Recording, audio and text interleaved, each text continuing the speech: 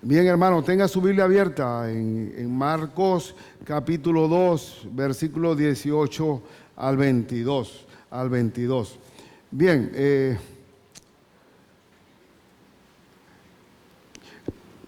nosotros estamos viendo aquí en este capítulo que ya no aparecen demonios que están haciendo una distracción a la gente para hacer que la identidad de Cristo sea revelada antes de tiempo. Y ahora aparece en este capítulo los fariseos criticando, censurando, arrogantes, orgullosos, soberbios, que estaban muy satisfechos con la religión de ellos y estaban simplemente cazando donde había un defecto, donde había algo para señalar a Cristo. Si ustedes recuerdan bien la primera vez cuando aparecieron ellos, cuando Cristo estaba por sanar a aquel paralítico, le dice el Señor: hijo, tus pecados te son perdonados. Y ellos pensaron dentro de sí: qué blasfemia dice este hombre. ¿Quién puede perdonar pecados si no solamente Dios?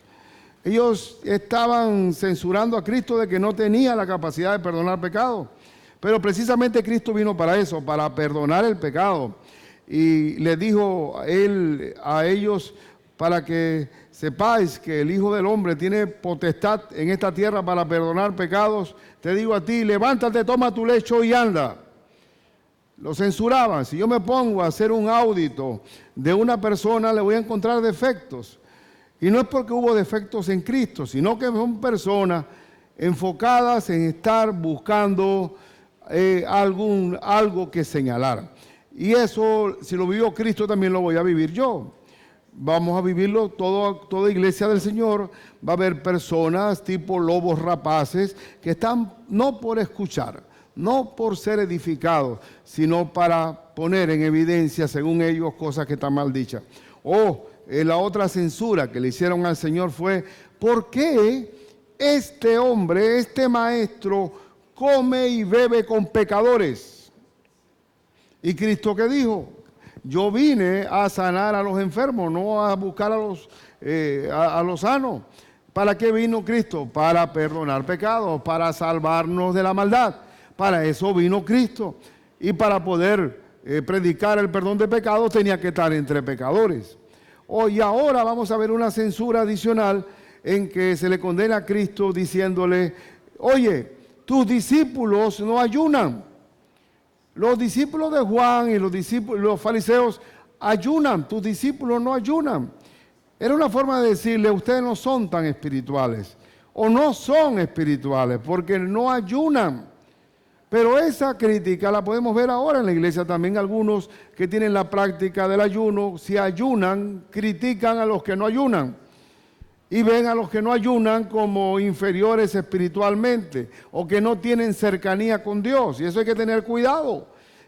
Y todo lo que se haga en Cristo Jesús tiene que ser bajo el formato de Él, bajo su palabra.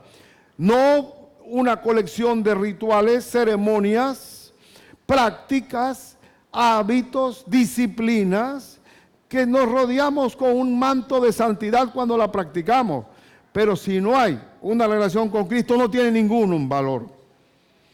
Yo he escuchado gente decir: bueno, mira, tienes un problema serio. Aquí, mira, tú sabes una cosa, métete 7 días de ayuno. Mira, 7 días de ayuno, ¡wup!, le doblas el brazo a Dios. Tácate. Y tú reclamas y tú exiges, pisa lo que quieres y reclamas y exiges al Señor. Y Él, mira, se resuelve ese asunto. Hermano, el ayuno no significa estar más cerca de Dios. Y eso lo vamos a aclarar, Vamos a ver el texto.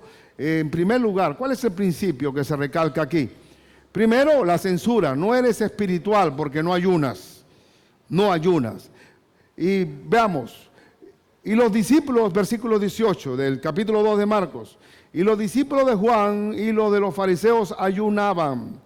Y vinieron y le dijeron: ¿por qué los discípulos de Juan y los de los fariseos ayunan y tus discípulos no ayunan? Era una acusación. Jesús les dijo: ¿acaso pueden los que están de bodas ayunar mientras está con ellos el esposo?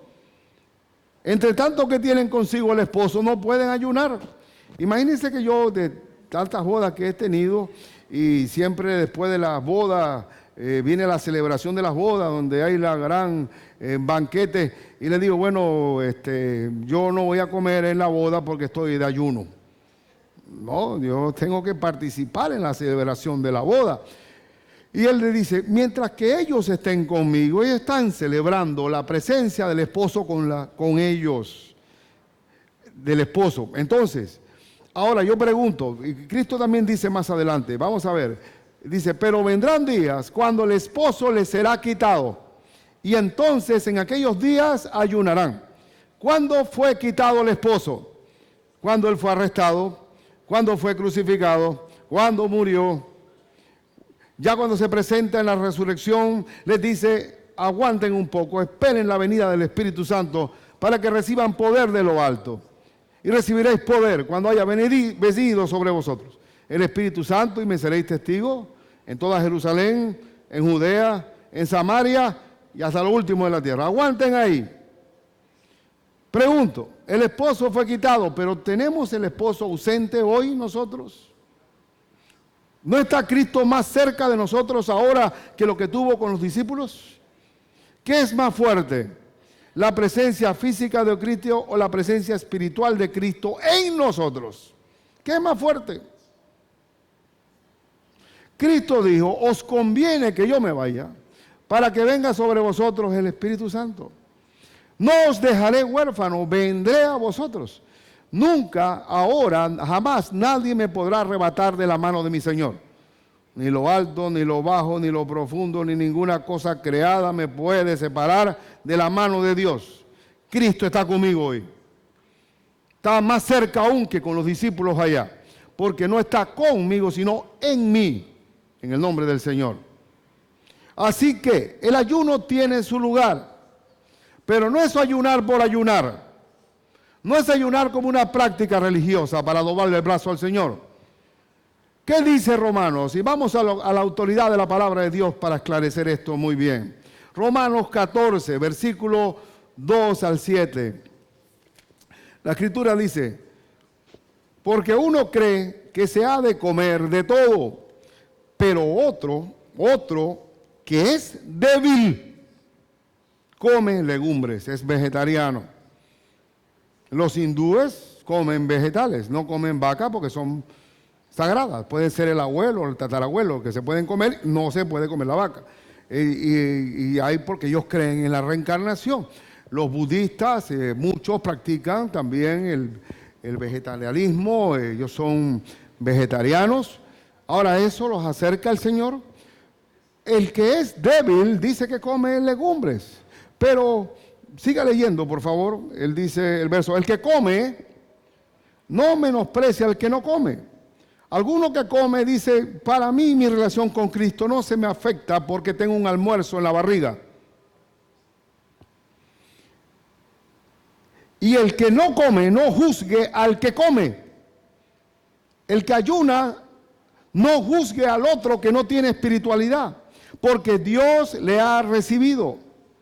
Y dice el verso 4, ¿tú quién eres que juzgas al criado ajeno?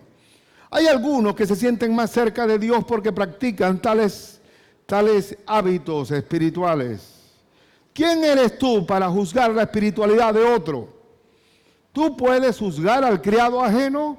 Como aquella ama de casa que ve pasar a la empleada de la otra vecina y dice, mira esa empleada desordenada. Y esta, yo no sé cómo no se da cuenta la ama de casa esta, que esta empleada es una vaga y no la bota. Y yo la veo que está libre por ahí. Oye, ¿tú quién eres para estar juzgando al empleado ajeno? Y míralo, pero, y algunos hermanos piensan así, juzgando al criado ajeno. Para su propio Señor está en pie o cae, pero estará firme porque poderoso es el Señor para hacerle estar firme. El que me mantiene firme a mí no es el ayuno, el que me mantiene firme a mí es Cristo Jesús. No es un hábito externo el que me da fortaleza, es el Espíritu de Dios en mí. Y eso está súper claro cuando leo el versículo, llegué hasta el 4. Bueno, vamos a ver, vamos a seguir leyendo un momentito al 5. Dice, uno hace diferencia entre día y día. Algunos guardan un día, otro juzga iguales todos los días. Cada uno esté plenamente convencido en su propia mente. Yo todo lo que hago, lo hago en convicción espiritual. Si para mí no es pecado algo, no me afecta mi conciencia, porque no todo me es lícito, pero no todo me conviene. No todo me edifica.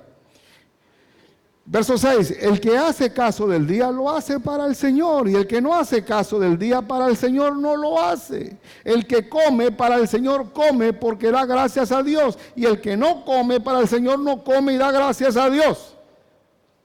No nos señalemos ni juzguemos de estar señalando la espiritualidad de otra persona.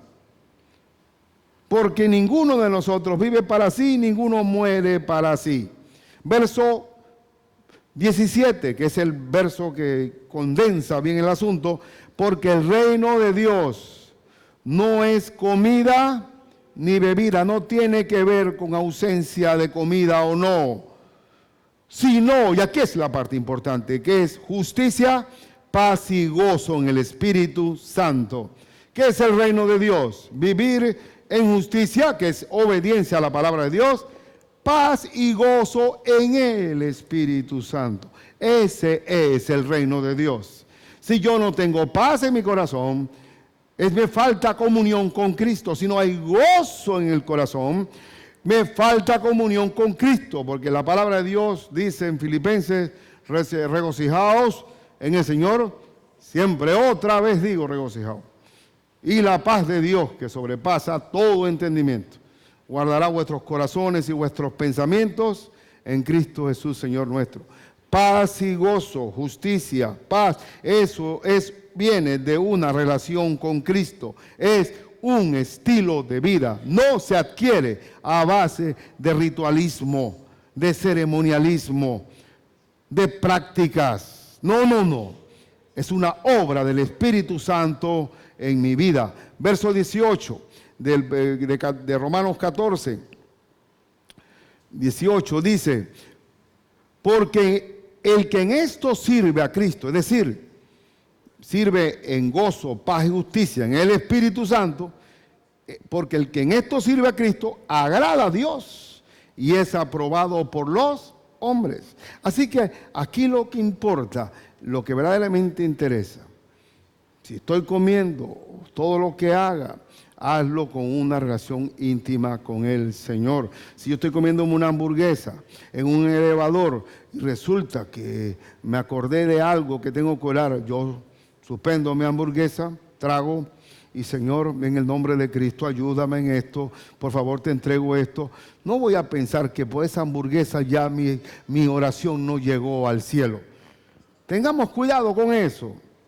Porque a veces se entromete Satanás tratando de introducir doctrinas de demonios. Primera a los Corintios, capítulo 8:8. Primera a los Corintios 8:8.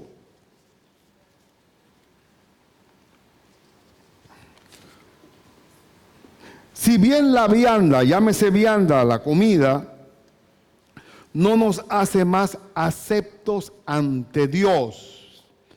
La comida no me hace más aceptado por Dios, pues ni porque comamos seremos más, ni porque no comamos seremos menos. ¿Está claro eso? Hermano, como dicen en el interior, está más claro que el agua de tinaja. Estamos muy claros que el asunto no es el reino de Dios, no es comida ni bebida, sino la justicia, paz y gozo en el Espíritu Santo.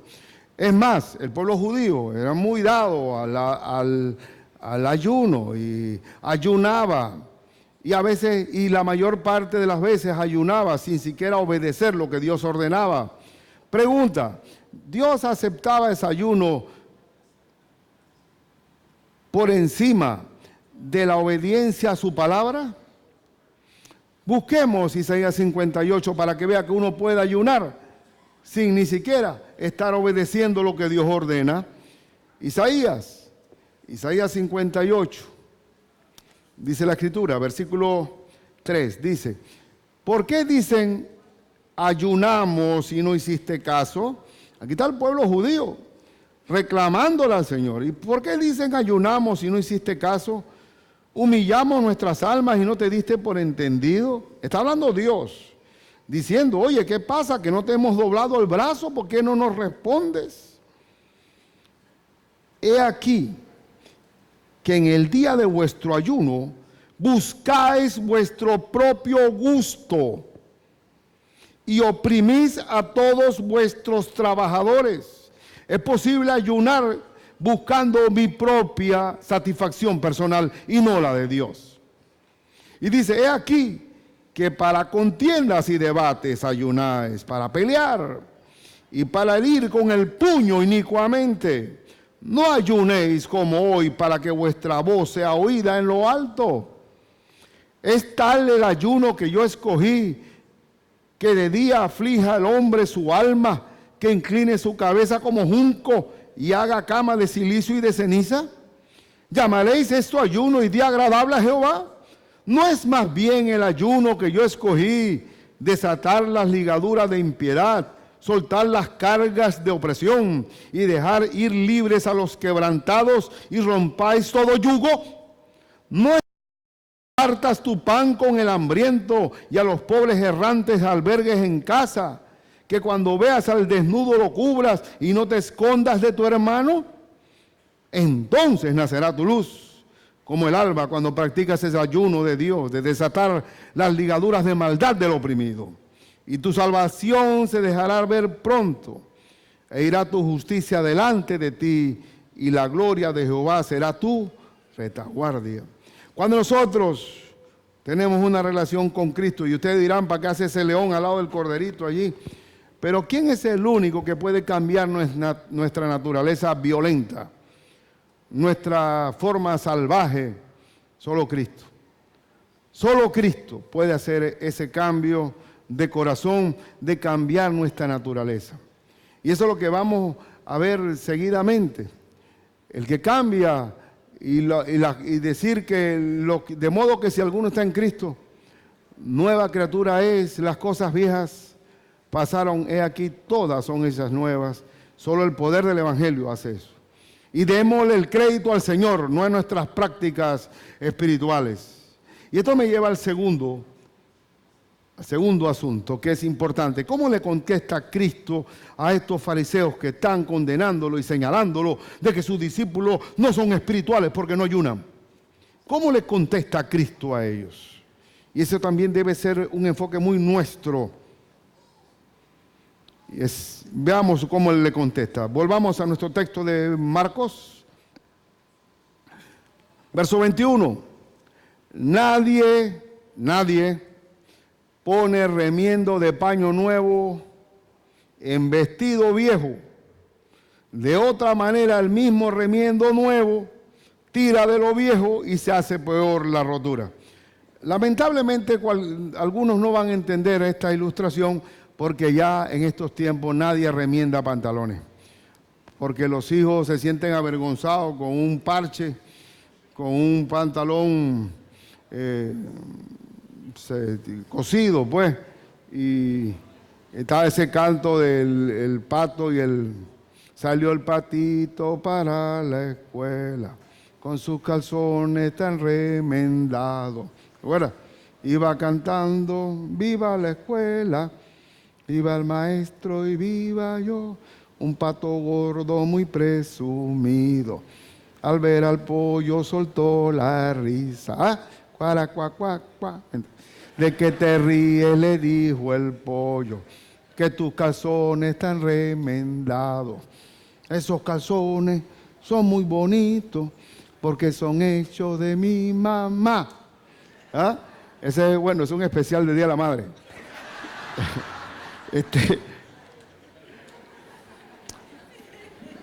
Pero ¿quién se va? ¿Usted ha visto por ahí algún niño con pantalones remendados? Eso no existe ya. Yo no tenía ningún problema, porque la mayor parte de mis compañeros de escuela estaban remendados. y no había ningún problema en eso. Lo que sí sabían las mamás, que si el pantalón era viejo, el remiendo, el parche tenía que ser viejo, el paño. Y si era nuevo, tenía que ser el paño nuevo. Porque si se pone un paño nuevo, jala y tira el vestido viejo y lo rompe. Eso lo saben, ya tendría que consultar con Cristo si hacen un remiendo ahora. Y el otro ejemplo que da Cristo, ¿y qué está diciendo allí? ¿Qué está diciendo allí? La doctrina que yo predico, que es la misma doctrina de Dios, para ustedes va a ser una rotura en el vestido. Mis discípulos no son sus discípulos. Mis discípulos no tienen que seguir el vestido viejo en harapos, porque ahí no vale parche que valga. Pero hace otro ejemplo más, aún mucho más, para mí, más ilustrativo, el verso 22, y dice, y nadie echa vino nuevo en odres viejos. De otra manera, el vino nuevo rompe los odres y el vino se derrama y los odres se pierden, pero el vino nuevo en odres nuevos se ha de echar.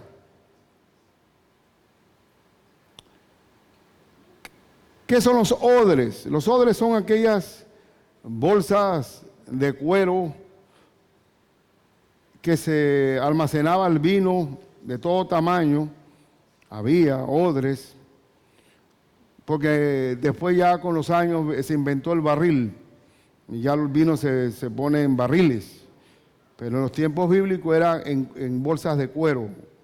Si el vino es nuevo, se pone en un cuero nuevo, porque el vino tiene un vapor, él va sulfurando, va sacando gases, y el cuero comienza a estirarse por el gas. Pero si ese vino nuevo lo pongo en un odre viejo que ya está estirado, ¿qué va a pasar? ¡Buf! Se revienta. Entonces, ¿qué está diciendo allí? El vino nuevo en el odre nuevo. Y ellos se van a cuidar uno al otro. ¿Qué viene siendo el odre? El odre es la estructura. ¿El vino qué es? Las almas. Cuando nosotros le predicamos a Cristo a una persona, ¿a dónde hay que traerla? A un odre, que es la iglesia. La iglesia debe conservar su vino con la palabra de Dios. Si no hay odre, el vino se pierde. Y entonces, el vino nuevo que viene siendo la iglesia de Cristo, está con en su odre nuevo, que es la palabra de Dios que la abriga. Los fariseos tenían ya no podían poder soportar ninguna doctrina de Cristo. Ahí en el internet aparece un pastor preguntándole a un rabino sobre estas mismas condenas que le hicieron a Cristo. Y quiero decirles que hoy mismo, el rabino, el judío, condena exactamente lo mismo que le hicieron a Cristo. Es decir, era un odre distinto. Habían enseñado al pueblo de Dios doctrinas que eran mandamientos de hombre, no eran mandamientos de Dios. Por eso que no podía entrar el vino nuevo en ese odre viejo. Ahora yo le pregunto a ustedes, cuando nosotros nacemos de Cristo de nuevo, Dios rompe también el vino viejo, los odres que traíamos de crianza. Hay niños que vienen maltratados, abusados sexualmente, niños que han vivido una vida de criminalidad, niños que han recibido perversidades, y cuando reciben a Cristo es un odre nuevo. ¿Por qué es un odre nuevo? Porque el único que puede cambiar totalmente ese quebranto de corazón y las heridas y las amarguras es el nuevo nacimiento de Cristo, con el odre nuevo de ese vino. Y nosotros aquí venimos de diferentes contextos.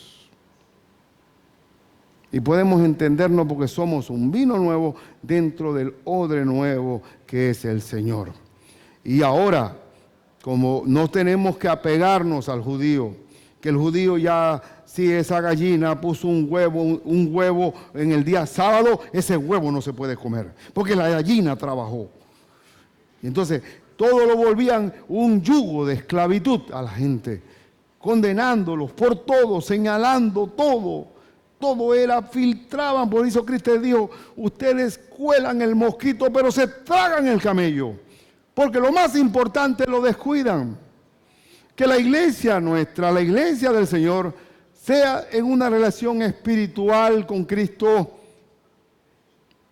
con su palabra, porque el hombre le encanta las fórmulas mágicas o las recetas que le doblen el brazo a Dios. Ellos quieren escuchar, dime cuál es la fórmula, dime cuál es.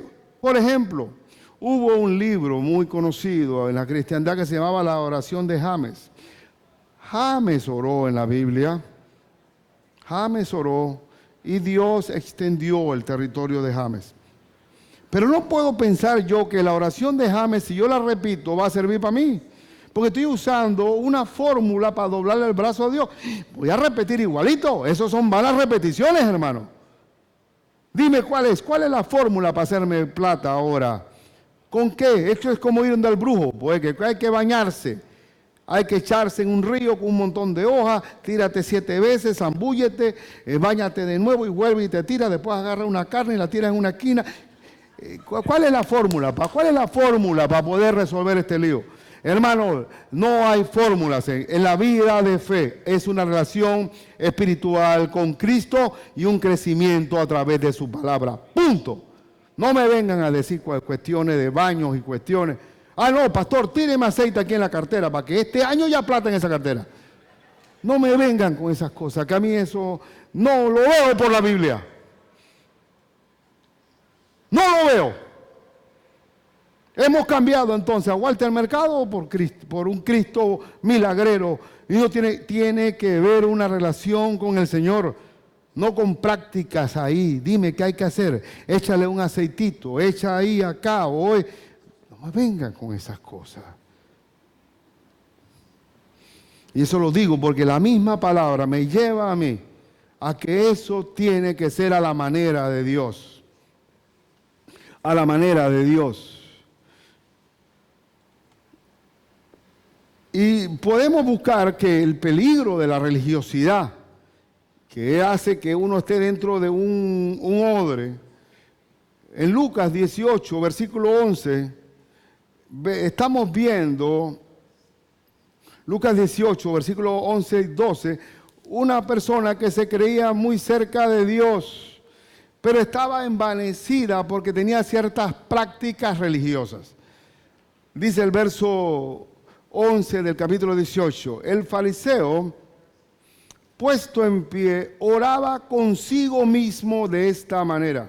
¿Qué es orar consigo mismo? Estaba hablando solo, hermano. No estaba hablando con Dios. Él no necesita ni a Dios. ¿Y de qué manera oraba? Dice, Dios, te doy gracias porque no soy como los otros hombres, ladrones, injustos, adúlteros, ni aun como este publicano que no se casa aquí. ¿Y por qué él se sentía grande? Porque ayuno 2 veces a la semana. Mire la bondad que tenían los fariseos. Si ayunaban, era una práctica religiosa de los fariseos 2 veces a la semana. Los tipos tenían su campeonato en ayuno. 2 veces a la semana. Doy diezmo de todo lo que gano. Y hay mucha gente que piensa así. Aquí está mi diezmo, quiero de vuelta la bendición. Estoy ayunando, quiero respuesta. Religiosidad. Yo no estoy condenando el ayuno, estoy condenando la manipulación. De que sientan que a Dios lo pueden encerrar en una cajetita de zapatos y yo puedo hacer todo contigo, Dios, si hago esto, con esto me va a salir bendición. Por favor, es una relación espiritual con Cristo. No condenemos ni juzguemos la espiritualidad de nadie.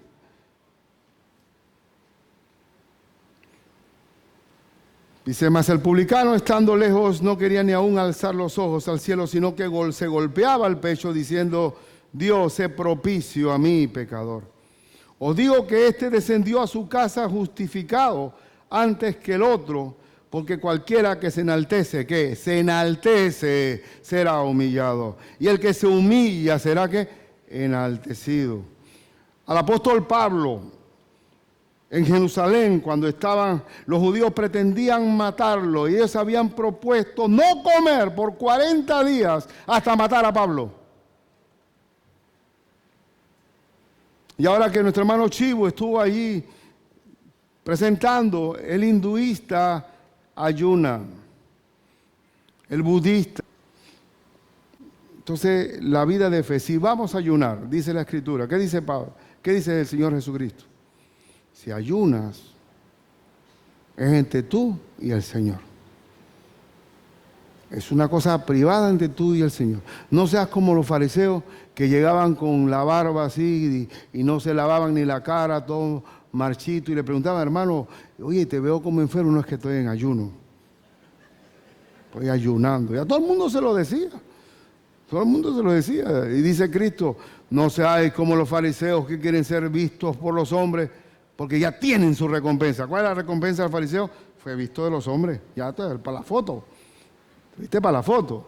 Igualmente cuando ores, cierra tu puerta.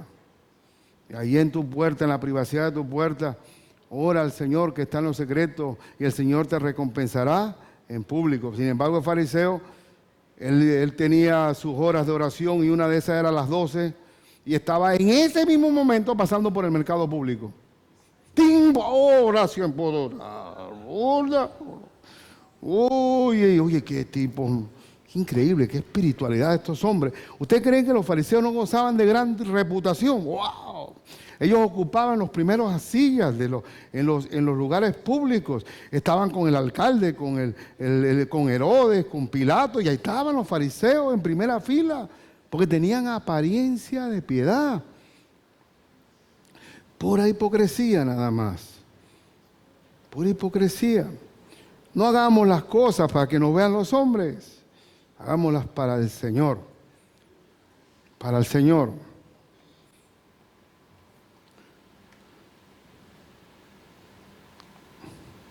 Tengo aquí anotado Mateo 11. Vamos a buscarlo un momento. Mateo 11, versículo 16 al 19. Ajá, muy bien. Hablando de odres. No es lo mismo Cristo que Juan el Bautista. Juan el Bautista, ¿cómo estaba vestido? Con piel de camello, con un cinto de cuero. ¿Y comía qué? Langosta con miel silvestre. Y el hombre andaba, y era un hombre que predicaba del otro lado del Jordán en el desierto. ¿Y Cristo cómo estaba? Cristo comía entre publicanos. Cristo se envolvía con la gente. Hizo un milagro ahí en las bodas de Caná, con el vino que se acabó. Cristo estaba envuelto en banquetes. Eran dos estilos de predicación, pero el mismo Señor. Es el mismo Señor. Y ahora observen lo que dice Mateo 11, cuando vamos a hablar de criticar por criticar. Mateo 11, versículo 16, dice, mas ¿a qué compararé esta generación? Es semejante a los muchachos que se sientan en las plazas y dan voces a sus compañeros, diciendo, os tocamos flauta y no bailasteis. Os endechamos, endechar es lamentar, como si fuera un luto, endechar, un lamento. Os endechamos y no lamentasteis. Porque vino Juan, que ni comía ni bebía, y decía, demonio tiene. Y vino los hijos del hombre, que come y bebe, y dicen, he aquí un hombre comilón y bebedor de vino, amigo de publicanos y de pecadores. Ninguno de los dos aceptaron, ninguno de los dos odres aceptaron. Eran dos formatos de predicación, pero era el mismo Espíritu de Dios. Cuando alguien no quiere recibir la palabra, no la va a recibir. Sea una predicación tipo Juan el Bautista, arrepentidos porque el reino de los cielos se ha acercado. Generación de víboras. Hay gente que reacciona bien ante una predicación de Juan el Bautista, pero el que no quiere recibir la palabra, no la va a recibir. No la va a recibir. Pero dice la Escritura, en el verso 19, pero la sabiduría es justificada por sus hijos. ¿Qué significa esto? Que el que recibe la palabra, ahí ese es el que va a demostrar que la palabra de Dios es auténtica y poderosa. Entonces, hermanos, el odre y el vino nuevo. Tenemos un odre que es la palabra, la iglesia del Señor, y ese vino que está, que somos nosotros, estamos allí, compactados con ese odre. Y sabemos, hay gente que dice, a mí me gusta el vino añejo, ese es el que me gusta. Hay, por ejemplo, en mi denominación, yo he aprendido a no criticar a ninguna denominación. Mis hermanos pentecostales son mis hermanos pentecostales. Los cuadrangulares son mis hermanos cuadrangulares. Mis hermanos, pero cada uno dice que su vino es mejor. Y yo jamás voy a señalar a nadie porque son mis hermanos. Tenemos el mismo fundamento, que es la creencia en Jesucristo. Y Dios me ha enseñado a mí en su palabra que jamás todo aquel que invoca el nombre de Jesucristo es salvo. Y es mi hermano en Cristo y ha nacido de nuevo. Si él aún duda de que él no es salvo, porque él puede perder la salvación en una rabia y si viene el rapto se queda, él aunque él no crea, él se va. Y él aunque no crea, él es salvo, aunque no sea que es salvo, seguro que es salvo. Pero él es salvo. Pero he aprendido a no criticar los odres de nadie, a no sentirme que nuestra doctrina está superior a la otra. Porque dice Cristo, ay de los que se meten con uno de mis pequeñitos que creen en mí, que será mejor que se pongan una piedra de molino de asno y se arrojen a lo profundo del mar. Nunca nadie que predica, dice el Señor Jesús, cualquiera que predica en mi nombre y hace milagros en mi nombre, nunca va a hablar mal de mí. Y he aprendido a no juzgar el criado ajeno. Y una vez me convencí de eso, tengo amigos de todas las denominaciones, inmediatamente. Se ha dado una apertura increíble de todas las denominaciones. He aprendido a ser estimado, valorado, increíble cómo desatamos una ligadura de maldad allí, porque a veces nos creemos mejor que otros. Ya tenemos la sana doctrina. Por favor, no juzgues el criado ajeno. No juzgues el criado ajeno. ¿Sabes? Si estamos parados es por Cristo Jesús. Y aquí lo que importa es enseñar la palabra como es. Como es, tal cual, como es, tal cual. Y el Señor va a estar con nosotros y va a dar crecimiento a su iglesia. A su iglesia. Y ahora solamente para terminar en una manera de aplicación. Hermano, no deseo que usted venga a su iglesia como religioso. Sino por amor a Dios. No, yo vengo, yo estoy cumpliendo. Cuando hacemos las cosas por cumplimiento, cumplo y miento. Porque no estamos haciéndolo de amor, sino por marcar una tarjeta allí. Hay que ir a la iglesia. Párate, hay que ir a la iglesia. Y siempre yo sé que existe la lucha carnal en nosotros, que el domingo se da una fiebrecita, un dolorcito de cabeza, un deseo de que estoy como debilitado, el delirius templis ese que hay, que yo no sé, esas son una enfermedad que ocurre entre cristianos nada más, que los domingos son hay como una especie de fiebrecita y esas cosas. Y ya el lunes se quita. Entonces, yo sé que yo si en verdad quiero agradar a Dios y vengo y he apartado el domingo para darle honra al Señor, para tener compañerismo con mis hermanos, para tener oración con mis hermanos, para recibir palabra de Dios, la motivación vale. Y es más, en el juicio del tribunal de Cristo, Cristo va a juzgarnos no por condenación, sino por recompensa y galardón, no porque hicimos tales y tales cosas, sino por la motivación del corazón. Es decir, si yo vengo a la iglesia, pero no estoy motivado por hacerlo en amor a Él, eso no tiene valor. Porque lo primero que hay que hacer es amar al Señor tu Dios con todo tu corazón, con toda tu alma, con toda tu mente, con toda tu fuerza. Y igualmente en la ofrenda o el diezmo también. En la ofrenda y el diezmo no es una obligación legalista. Que dice que Dios bendice al dador alegre. Que no lo hace por ley, por obligación, sino de una forma espontánea. Y no lo hace buscando, Señor, aquí está, y 100, quiero 1000 de vuelta. No lo hace de dando y dando, lo hace en generosidad. Y el Señor siempre va a bendecir al dador alegre, al generoso, siempre lo va a hacer. Pero la motivación no debe ser simplemente por la conveniencia personal de recibir del Señor, porque Él dice la Biblia, Él dice la voz de Cristo, más bienaventurado es dar que recibir. Es decir, que el que recibe, cuando uno regala algo, la persona que recibe es bienaventurada, pero la que da es más bienaventurada. Es decir, que doblemente el dar es mejor que el recibir. Y por tanto, si todo lo que hagamos en la Biblia, en nuestra práctica, no lo hagamos por tradición. Y yo, hermanos, les digo honestamente, a veces vengo en saco y trato, pero yo no puedo pretender, si un momento vengo en camisilla, ese culto, el tipo no tiene la unción porque vino en camisilla. El hombre no tuvo esa rema, como le dicen por ahí. El rema ese porque el hombre vino en camisilla. Y yo deliberadamente lo hago para no caer en la trampa de que el hábito hace al monje. No es la túnica, no es la sotana, o también como en el interior dicen, allá en el interior en los tiempos del tiempo de papá, había 2 abogados, uno con corbata y el otro sin corbata.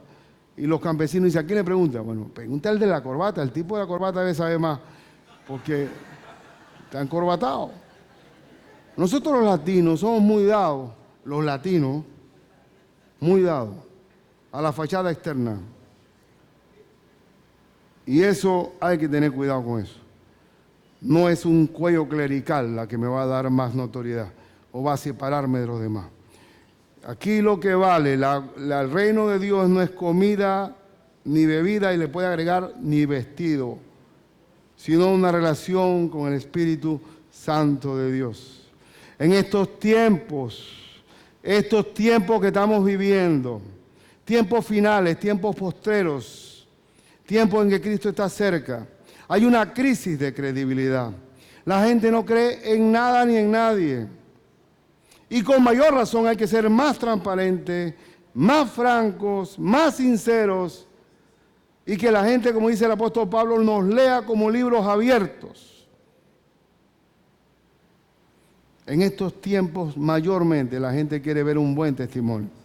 Mayormente en estos tiempos. Y si ayuno, lo hago para mi Cristo. No para que vean mi cara que está sin afeitarse por varios días. Soy un odre nuevo. Y yo lo que más deseo es que el Evangelio de Cristo sea predicado por todo Panamá. Y más allá. Y que Panamá sea un lugar de exponer la palabra más allá. Al mundo entero. Porque es el odre que necesita el mundo. El Señor derribó en mi vida personal odres podridos que no servían para nada. En los tiempos de mi vida universitaria hubo mucha influencia del marxismo. Y yo todo lo tomaba en pecho. Si yo iba a recibir algo, yo estudiaba lo que estaba. Yo no era algunos marxistas que eran marxistas porque habían nacido en marzo. Ahí yo me ponía a leer ahí, a darle y toda la basura que había en el cerebro ahí, porque toda la universidad estaba prendida hacia esa estupidez. Y ese es un plan archivado por el diablo. El marxismo está archivado por el diablo. Porque se demostró que el marxismo que niega a Dios, porque un buen marxista nunca va a creer en Dios. Se demostró que la Unión Soviética se desplomó porque nadie puede. El diablo ya comprobó que no podía el hombre vivir sin Dios. ¿Ahora qué es? Ahora todo es Dios. Todo es Dios. la nueva era, todo es Dios. Así que el plan dice, no, este no me sirve. Y si uno lee bien el Apocalipsis en la ramera babilónica, va a ser una religión que va a chupar todas las religiones del mundo y va a ser un orden religioso mundial. Entonces el plan no va a ser el marxismo. Eso está archivado, eso es delete. Ahora es, todo es Dios. Y para ti, Dios es ese palo y tú te arrodillas ahí, muy bien. Y si tú te arrodillas en una piedra, perfecto. Todo es Dios. No importa, respetemos libertad de culto. Ya no sean como los cristianos o los judíos que son radicales. No, Señor, todo es Dios. Pero el Señor, gracias a Cristo Jesús. Yo les digo algo, si uno quiere verdaderamente conocer la voluntad de Dios en su palabra y lo desea de corazón, lea su Biblia. Lea la Biblia. No siga patrones humanos o prácticas ceremoniosas. Lea la Biblia. No sé si he sido demasiado, repetitivo en el asunto. Pero no quiero una iglesia